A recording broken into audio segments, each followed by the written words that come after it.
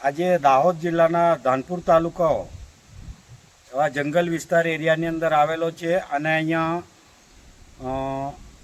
ધાનપુર તાલુકાના જે પત્રકાર એકતા પરિષદના સંગઠન માળખાની આજે સર્વસંમતિથી ધાનપુર તાલુકાના 17 થી 18 જેટલા પત્રકારો ભેળા થઈ અને પત્રકાર એકતા પરિષદ સંગઠનના પ્રમુખ અને ઉપપ્રમુખની નિમણૂક કરવામાં આવી।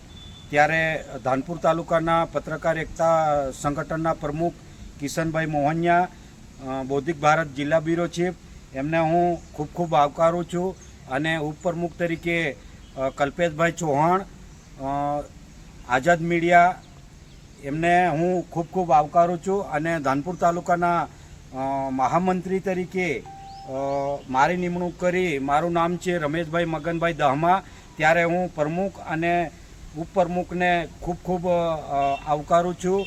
મને મહામંત્રી તરીકેની જવાબદારી સોંપી છે ત્યારે મહામંત્રીનું ફરજ આવે છે કે સંગઠન માળખું તૈયાર કરવું, મજબૂતીથી મહામંત્રીનું કામ હોય છે। ત્યારે એ હું મહામંત્રીની 1 વર્ષ સુધી પૂરી નિષ્ઠા તરીકે કામ કરીશ અને તમામ પત્રકારોનું સંગઠનમાં જોઈન્ટ કરીશ અને સાથે લઈને ચાલશું।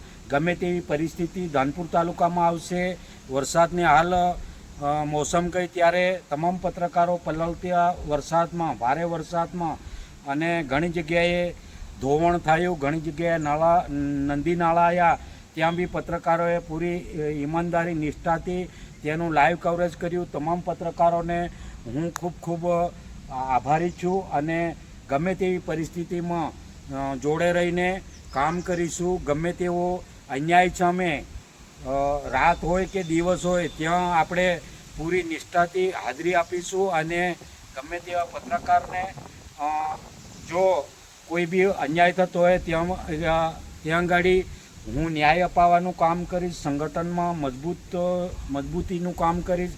એવી સંગઠન તરીકે મને ધાનપુર તાલુકાના જે પ્રમુખ અને ઉપપ્રમુખે મારી મહામંત્રી તરીકે નિમણૂક કરી છે ત્યારે તમામ પત્રકારોનો હું મારા ખરા દિલથી, હૃદયથી ખૂબ ખૂબ આભારી છું અને આવકારું છું। જય હિન્દ, જય સંવિધાન, જય પત્રકારિતા,